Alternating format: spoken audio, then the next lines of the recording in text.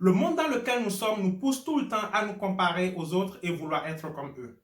Surtout avec l'avènement des réseaux sociaux, il est facile de se demander pourquoi les autres réussissent ou pourquoi tout semble marcher pour les autres pendant que chez toi, tout a l'air de s'arrêter. Tu as l'air de ne pas progresser du tout. Mais au fait, qu'est-ce qui te fait croire que les autres réussissent?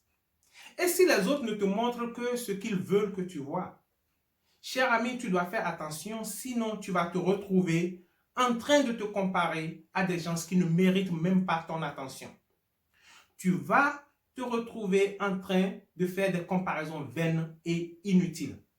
Note bien que je parle de comparaison vaine parce qu'il y a une autre façon, la bonne façon de se comparer aux autres. La comparaison vaine n'est pas bonne. Elle te transforme plutôt en personne frustrée et aigrie. Vouloir réussir, au fait, est une quête bien fondée, mais qui doit reposer uniquement sur une vision propre à toi. Si tu sais par exemple que tu as la capacité de devenir champion de tennis, alors tu dois en faire ton objectif.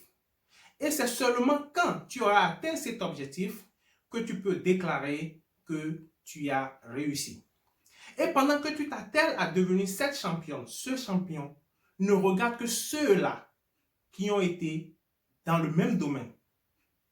Si tu veux être championne de tennis, ne regarde que ceux-là qui ont été champions de tennis.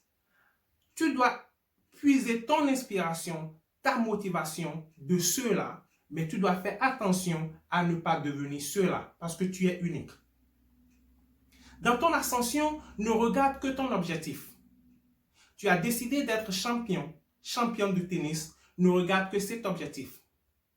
C'est pas quand tu as entendu parler que quelqu'un est devenu champion de javelot que du coup tu vas vouloir faire du javelot.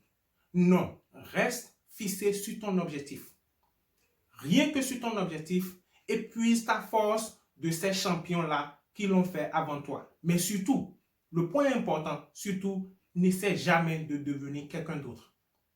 T'es-tu déjà posé la question pourquoi personne d'autre sur la planète Terre ne porte les mêmes empreintes digitales que toi?